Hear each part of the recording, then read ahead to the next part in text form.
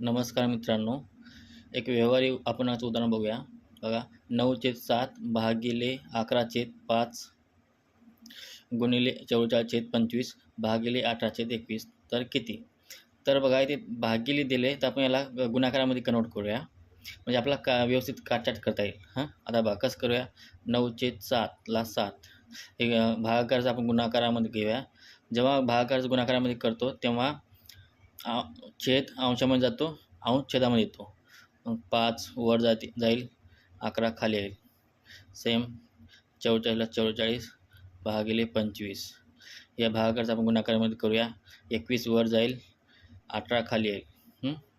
तर बघा, आता आपण याला काटछाट करूया. 7ला 7 1 7 7 1 21 9 1 9 9 2 18 आता बघा 5 1 5 5 5 25 11 1 11 11 4 44. चला आता बघा वर काय काय राहिलं.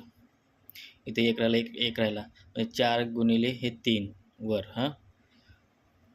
खाली किती 5 गुणिले 2. मग याचा गुणाकार करून घ्या. 4 त्रिकम 12 हे 5 दुनी 10 हे काटून घ्या.